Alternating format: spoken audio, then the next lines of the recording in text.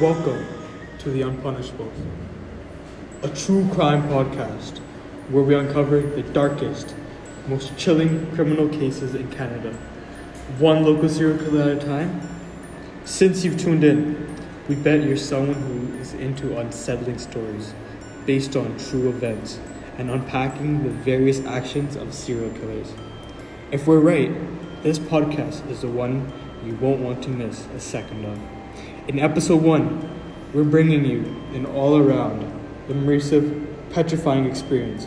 We're your hosts, Nora, Killer, Ramsey, Murray, and Killer Shark. No, wait, what's his name? King Shark. King Shark. No. This season, we start with one of the most terrifying figures to walk the streets of British Columbia, Clifford Olson, the Beast of BC.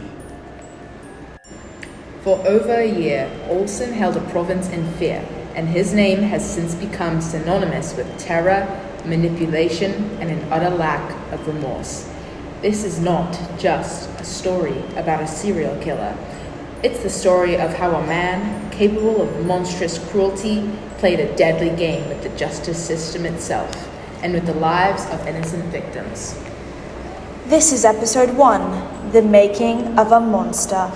Tonight, we dive into Olson's early life and path to crime, and how he became the most feared criminal in BC.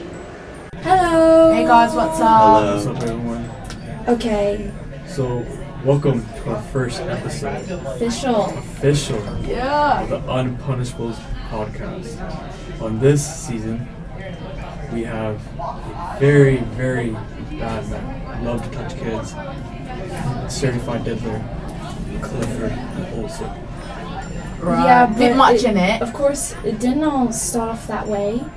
He was actually just born to a normal family, January 1st, 1940. He was actually mentioned in the local paper When he on was his born. birthday, when he was born. His parents were Clifford Olson Sr. and Leona Olson. His dad was a member of the Canadian Army, and then he just after World War II he became a milk delivery man. Oh, Actually, you don't say. His dad left for the milk. Yeah. And his mom, I heard, was also unwed when she was pregnant, and then she married Clifford in 1944, and then she was also a housekeeper. I actually heard a rumor that it's possible that Clifford wasn't actually Clifford Olson Jr.'s dad. Yeah. Because she had been apparently sleeping around a little bit and she was unwed. So maybe this significant other father could have had some mental issues that caused Clifford Olson. Right, that's a good take, honestly. That's a first. I mean, I've heard this story before. I think that's a first. but Clifford was the first of 4 kids. He had a sister and then 2 brothers. I heard he also grew up in Richmond and then moved to Portland at some point in his childhood. Yeah, so that's pretty local to where we are, actually.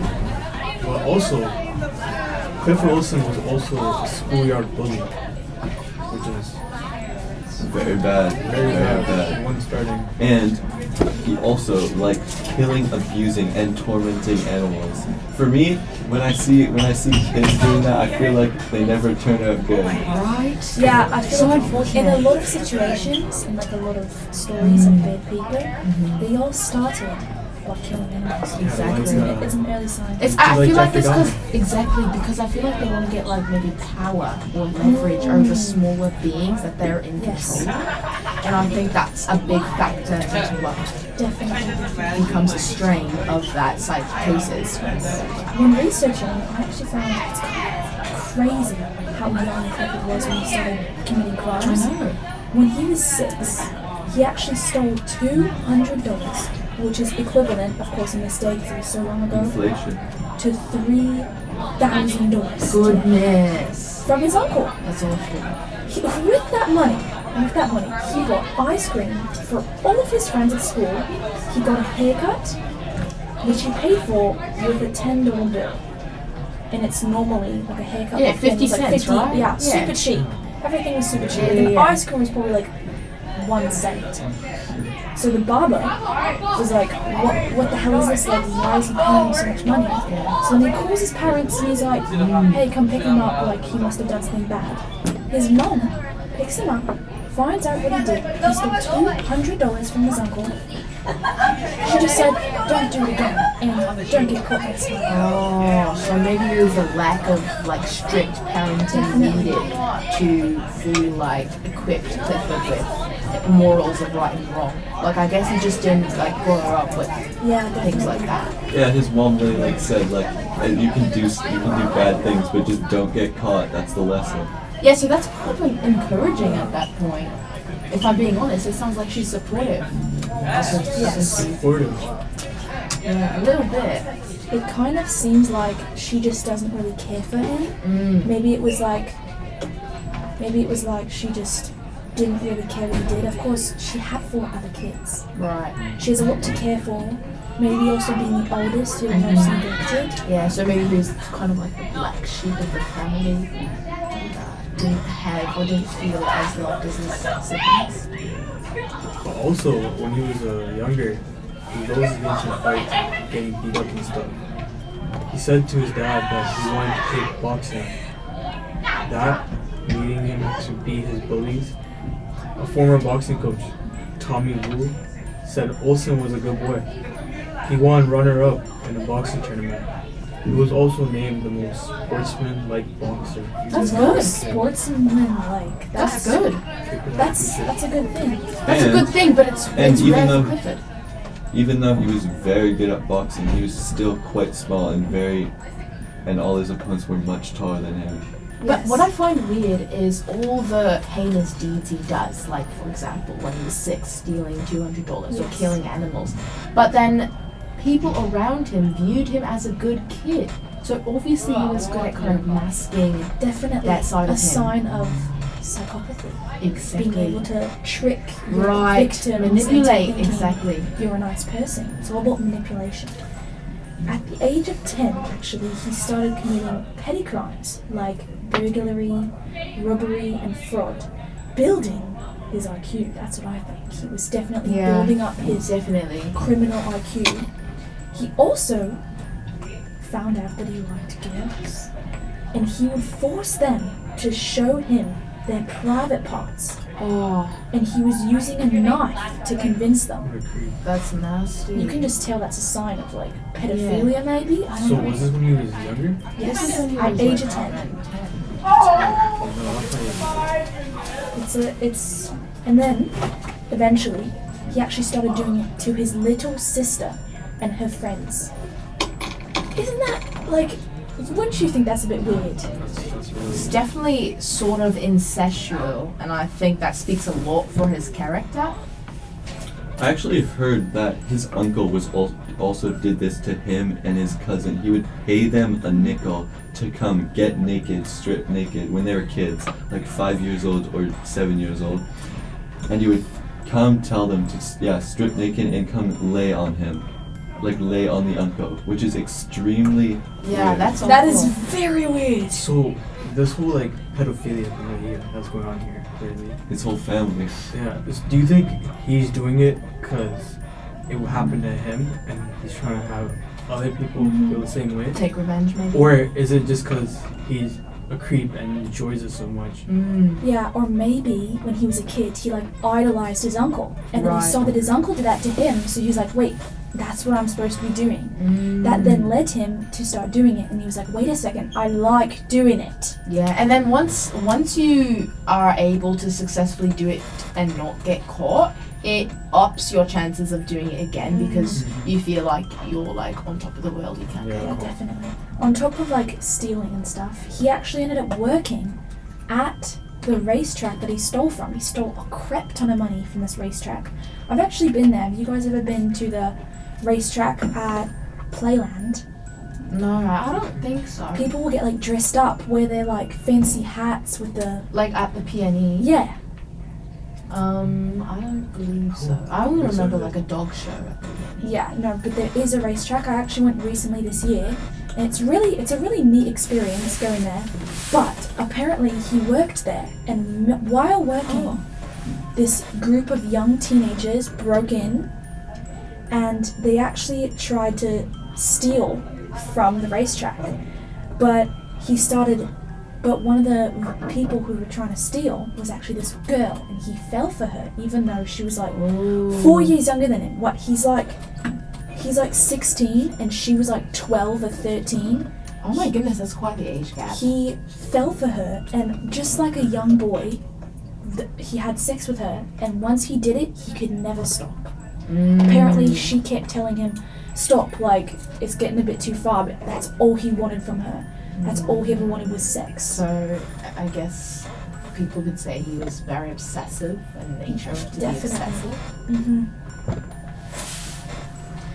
That could have then preceded him to, once he figured out he liked that, especially with a younger girl, that could have also led him to his future. So I feel like there's a lot of things in his childhood that weren't exactly the fault of the parents, but also just natural circumstances that arrived to him.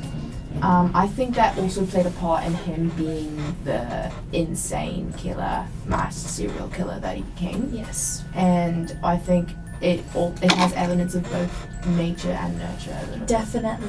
So it honestly all depends on the character. Yeah.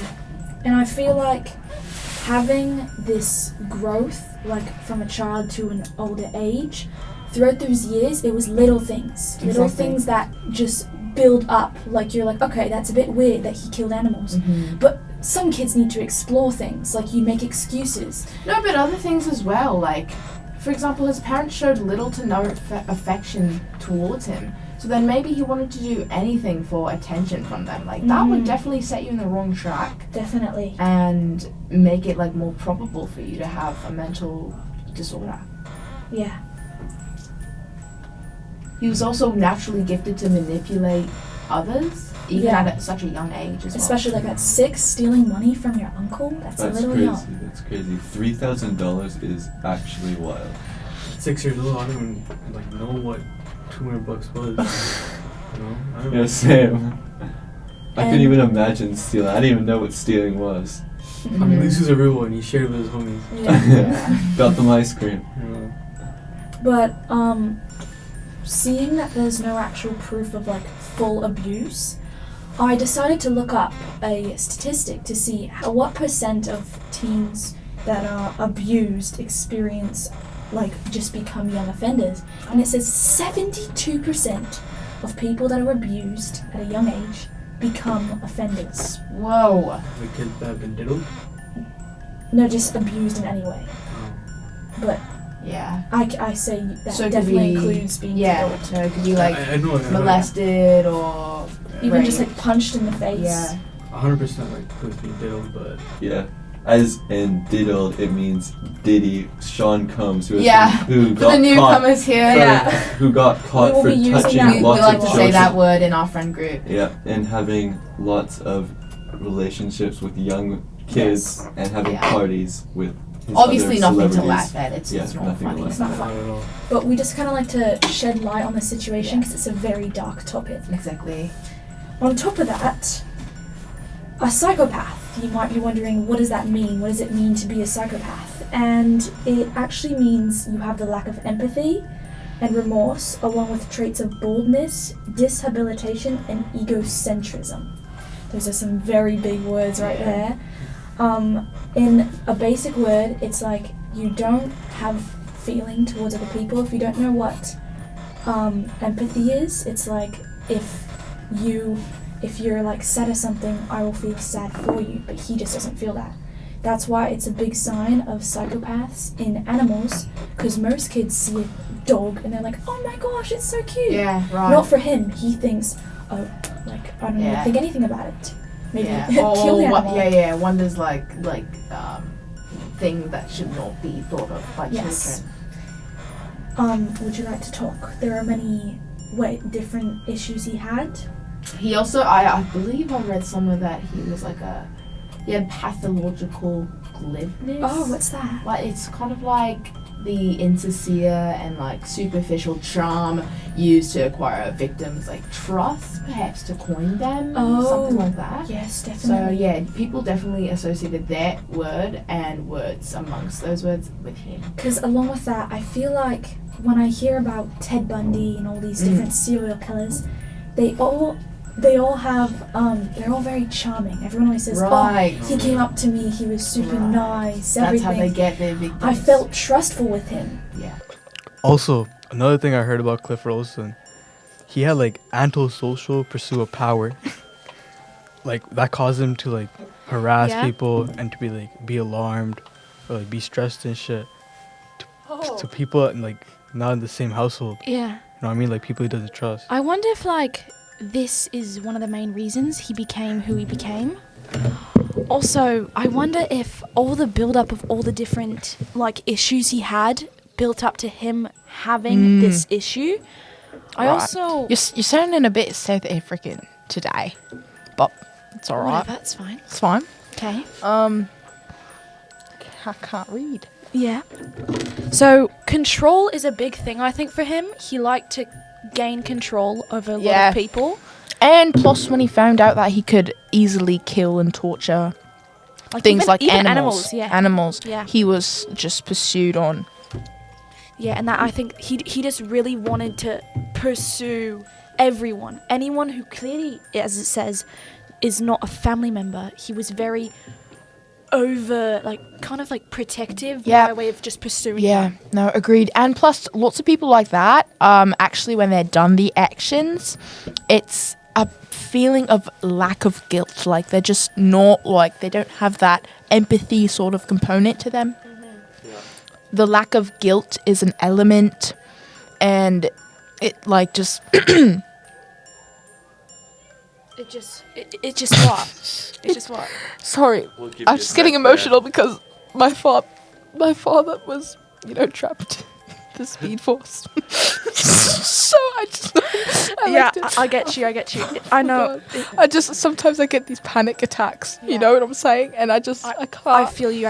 You know, this is a safe space. Thank you. Thank you. And this is why you should go buy our podcast merchandise, because it's such a good promo bit of the podcast. Yeah, definitely. And we've actually got Barry Allen here, your dad, who's ready. Daddy! Hey, what's up, kid? Oh my gosh, it's the Flash! Oh my god, I've seen you so much in the museum. You look just like the photos. Daddy, why did you leave me? Okay. I couldn't do anything. I had to save the world. Understandable. Have a great day. Back to saving the world and changing life. Right. I noticed that in a lot of our situations, people just had something called ODD. Have you ever heard of it? No. Okay, well, it's called Oppositional Defiant Disorder, and it means incooperative, defiant, and hostile behavior towards peers, parents, and teachers and stuff, and other authoritative figures. So it's not being cooperating with your teachers, anything, which is, I feel like it's normal for a young person, but I guess... Yeah, but to a certain extent. Yeah, true. Is what I'll add to that. Because a lot of people, of course, during class, they just won't listen, and, they can't help but not listen, but I always think, wait a second, is there a psychopath or a murderer along us?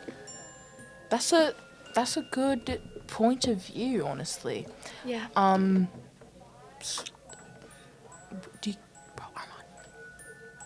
Say something. Just anything. Because it's just us talking right now. We can edit it out. Yeah, of course. Also, you had a lack of guilt. Like, if you ever did anything, like steal. said that. It's fine. Yo, why every time you talk in a mic, you go like this? Cause it's like He's risen up the mic. you gotta He's get into risen the up mic. vibe, you know. Okay. Dressing up Daddy Evans. Okay. This is the beard thing. Okay, do you want me just to say something? Okay, so because we were really curious about a lot of the issues that Clifford Olsen had, we decided that we were going to interview someone who's actually named Dan Lin. And he's actually a psychologist at St. Paul's Hospital. And he's a very important man in this day and age. He actually deals with a lot of children and young teens and their issues that could consider stuff kind of like Clifford Olsen. So we had a lot of questions for him, and we would really like to show you our interview and let you understand a more scientific... We would not like to. We're going to. We will show you, yeah. We're going to. Because... And then insert the podcast interview. And then what do we say afterwards? Like, what do we discuss So in the thing? Evan, you can So, pause it. You can pause Dr. Kim No? discussed some Lin. Dr. Lin expressed some... Okay, so for our interview, we have someone who went to UBC and was a very good field hockey player at UBC while he was in his few years. He is named Dan Lin. He is a psychiatrist at St. Paul's Hospital. Oh, I've been there. And clinical instructor. Oh, interesting. So he teaches other people to be psychiatrists. Ah. And he also deals with the mental health department for young youth and teens. That's very important. That is very important. And I think that with him here, we can get a very nice experience and the professional view of this entire situation. Yes. We would have liked to have a criminal psychiatrist or psychologist. Oh, yeah, but unfortunately we couldn't. We could not find someone, but or afford that. Yes. But he is our next best. So Option. Here And he plus he is. volunteered as well, so He did. it's amazing for us. And he's a very nice man. He's a supporter of our podcast already. We really enjoyed his interview. Okay. Here it is. Do-do-do-do-do. How long have you been in this field? I mean, depending on where you count it, let's say 20 years. Have you or your family ever heard of Clifford Olsen? Yeah. Do you remember it having a big impact on your life? Were you scared at any point? You know, I didn't grow up in the Lower Mainland, I was pretty young. I was still pretty young around him, so I think I heard about him after the fact, but obviously, I think he was one of the first real kind of prominent Canadian serial killers and especially here on the West Coast, right? So I think that resonated through, through many years even after he was apprehended, the idea of someone out there, abducting kids and doing horrible things to them. I mean, it's a pretty dark part of our history here, and so his name comes up, in the study of, the subject of serial killers. I'm not sure if I was necessarily that affected. Again, I was pretty young at the time when it was actually all of that was actually going on. So. Yeah. All right. Thank you. So can you explain more, in depth about some mental disorders that Sin had, such as ODD, antisocial personality disorder, and narcissistic personality disorder? I'm not an expert on that specific case, but I will say that he's an example of what we call a psychopath. That would be the main kind of category. So I can certainly speak to that a little bit if you would like. Yes, please. I think most people that are kind of, have a history like this, it's quite rare, right? Like serial killers that will go and do these horrible things over and over again. And so that description of a psychopath is, it's a very kind of specific description, I guess, for someone like that. But really, you're talking about someone that lacks the core feature. Really, is this lack of empathy. Right? But most people, the great majority of people, have what's called empathy, right? It's a consideration of other people, how other people feel, what they're going through, and the ability to kind of sort of share some of that experience. And it sort of keeps us in check a little bit, right? It's why we're not all out there doing like awful things to each other, because there's a consideration for how other people feel. And so that's that's sort of one of the core, not the only aspect of being a psychopath, but in these really sort of extreme cases, it's this, they just don't care about other people in the same way as most people do. So other people end up being sort of like objects to exploit or to manipulate or control more for your own kind of satisfaction, I guess, in some ways. I was just wondering, have you ever seen any of these traits or like cases like this?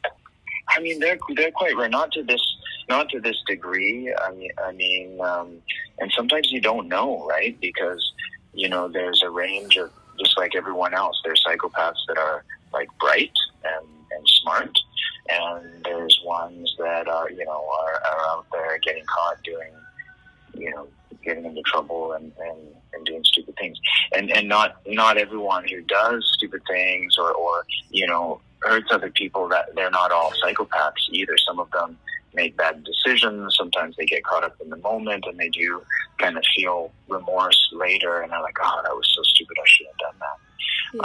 But we talk about, the scary thing is that there's bright psychopaths out there, and they're smart enough not to get caught, right? I mean, the way that they operate is about making themselves feel good. So one thing that doesn't make people feel good is if they get caught doing crime and going to jail. So you're not necessarily seeing these guys because they're trying to stay out of trouble. And some of the qualities of a psychopath is, while they don't necessarily acquire the same social skills the same way other people do because of empathy, right? They don't learn to sort of ask people about how they're doing because they care. They do acquire these abilities, to function and sometimes to learn how to like manipulate people better, right? So they can actually be quite charming and charismatic and persuasive, and sometimes that's the scary part, right? Is that you can't really tell, and you see that reference sometimes, right? To they seem like a really nice sort of person, right? Yeah. Just kind of scary. Which is kind of scary when you think about it. But they have no qualms about like lying or misrepresenting things in order to sort of have their needs met, right? Or flattering people or pretending that they're being nice in order to achieve whatever their goals are. Mm-hmm. How do you normally treat these disorders, or the early signs of these disorders? Yeah, that's a difficult question. This is one of those areas that, for obviously for criminals like Clifford Olson, like individuals like that, you really are involving the criminal justice system, right? It's sort of having there be really clear consequences for these kinds of actions, because again, they're not people that are necessarily going to learn because they felt bad about how other people were affected by these acts, right? It's going to be the impact on them that's unpleasant, and there's a lot of frankly, there's a lot of, I think, with this population question as to what degree they can be rehabilitated. Certainly these really severe cases that are like really high risk. I think sometimes with many of them too, they're very repetitive in their criminal activities. Definitely. They'll and sometimes that's because they're impulsive. Sometimes that's just because they just don't care. So certainly I think the criminal justice system comes into play, with these guys. But I guess the other, part of the question is like how does this happen? Like how does someone kind of become a psychopath. Yeah. Again, a lot of times these cases that are really severe, there's hints, from a young age of, like cruelty, and I think at the beginning you're asking about like oppositional defiant disorder, so just a lack of regard for like authority or other sort of just social norms, so like kind of behavioral norms and expectations. And I think there's been some research around how this happens. The way that I understand it is that there's often an environment that is sort of cruel and sort of like punitive or like abusive. Yeah. But it's interesting. It's interesting, right? That like not everyone that is in an environment like that becomes a psychopath. So there's probably a genetic predisposition as well. I mean, there's some people that are just biologically and temperamentally so able to be empathetic that they're not going to become a psychopath, even if they're subjected to abuse and torment and from a young age. And then there's people that even grew up in a fairly an environment that by all accounts isn't punitive, that just biologically, just the way their brains are, they develop this kind of psychopathy. So I think more often than not, there's a combination of factors, which is kind of vague, but that's often the case with a lot of mental disorders, right? Is that it's sort of like multifactorial in its kind of development. So with Cliff Olson, do you think he was made into a psychopath or born a psychopath? So kind of like nature versus nurture. Unsatisfactorily, a mix of both those things. I don't know if you guys read about it. What was his upbringing like? There was no like shown abuse. Like his family was known for being a very nice family. Like he had a bunch of siblings. They were all like normal, like considered normal. But like from a young age, he was like already showing signs of like being crazy, like dead animals. He would like kill animals, which I know is an early sign of like psychopathy. Well, that's a totally like early sign, right? Like most young people just don't do that. Right? Yeah.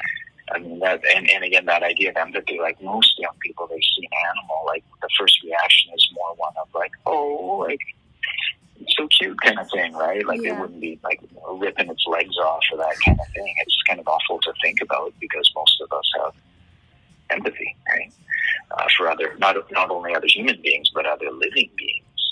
So something was missing. Maybe this is one of those situations where there was much more of a biological component than a developmental, environmental component to it. Right? Yeah. Do you think psychopaths are understudied and deserve more attention? Or do you think we know enough about psychopaths, or is there more than meets the eye? I think there's been a fair bit of study. I mean, it's intriguing, I think, both intellectually and then obviously there's a real like functional role, right? Like, what do we do with these guys? I mean, they stand outside of society. The things that they're doing are just atrocious and few and far between, but certainly garner a lot of attention when they're in a spotlight and cause a lot of harm. So I think they are studied, but it's hard, right? Because they'll lie through their teeth, and there's many of them out there that aren't caught, and they can be quite successful, right? And there's often this discussion of like white collar psychopaths. Like everyone talks about serial killers, but there's a lot of discussion about how like some of these guys that are on like Wall Street, right, and have these like Ponzi schemes and are like causing people to lose their like lifelong savings and be kind of destitute and like that's a certain kind of psychopathy as well, isn't it? Like that's a lack of regard for other people and subjecting a lot of people to harm, but they aren't necessarily punished in the same way, right? So maybe that is going to draw psychopaths that are brighter and more functional.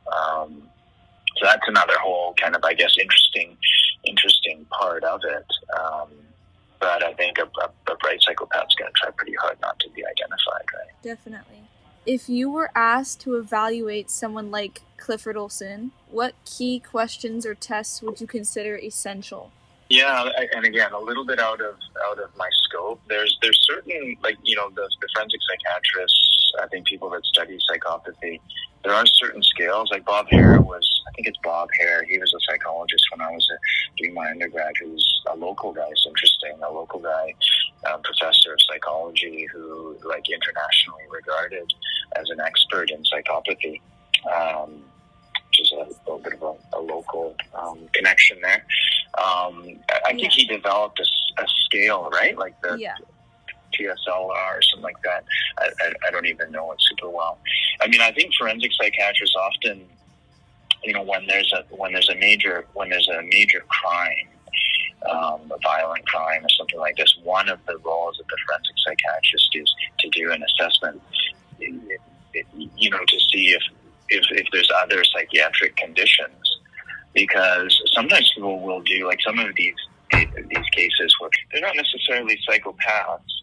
Sometimes there can be an issue of what's called psychosis, which is a totally different thing. Unfortunately, sometimes people get the terms wrong, and psychosis is a condition which is more of an actual treatable brain condition, where your ability to tell what's real and what's not real is completely disrupted. So people will, you know, feel that, you know, they're being followed or threatened, and they'll hear hearing voices.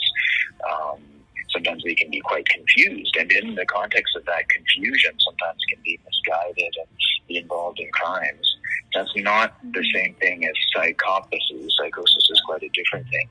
It's something that, for example, as a general psychiatrist, I deal with a lot, and it's quite treatable, and most people with psychosis don't commit these kinds of crimes.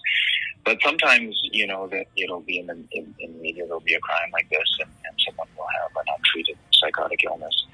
And so sometimes the forensic psychiatrist will do an assessment, both for the sake of the person's own treatment, but also around whether or not they can actually be capable of standing trial. Because sometimes people are so unwell, they're not found to be fit to understand either what they've done or the nature of the court kind of proceedings. That's not typically the case with a psychopath. Yeah. They're not unduly influenced in that way. So I think that was a bit of a roundabout response to your question, but I think worth noting. All right, and finally, can psychiatrists accurately predict whether someone like Olson will reoffend, or like how reliable are these predictions? Yeah, that's a good question. I mean, someone like Olson, I think part of the reason that the criminal justice system gets involved is, I think the likelihood of him reoffending was probably considered very, very high. Those cases are few and far between. But certainly a history like that, like one of the best predictors of things like, violence or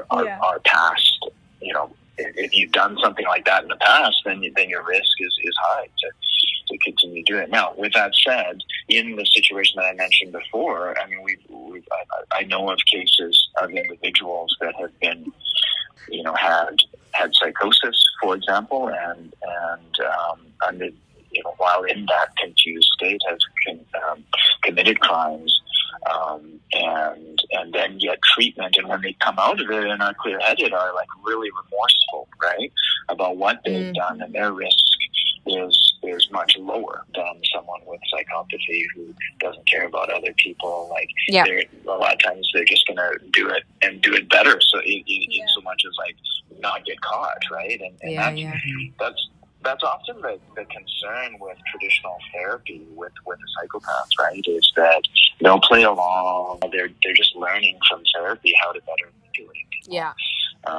Just kind of the scary part of it. But again, I think worth saying that in other forms of treatable illness, then the risk can certainly be mitigated by people getting the appropriate mental health treatment that they need.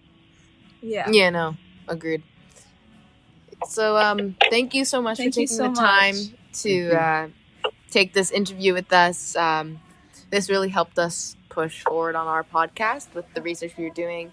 And just thank you again for being Thank you so much. Lovely guest and our first guest to help us kickstart our podcast. Yeah. Appreciate it so much. Thank you for your time, sir. Thank you so much. All right. Thanks, guys. Good luck with the podcast. Thank you. In our next episode, Don't Drop the Soap, we'll dive into Clifford's first time in jail, examining how he managed to escape and get away without a trace, and learning how this could have led him to commit such terrible things in the future. For listening to episode 1, The Making of a Monster. If you want to stay updated on future episodes, please make sure to subscribe and check out our website. And feel free to leave us a review. Thank you! Thank you.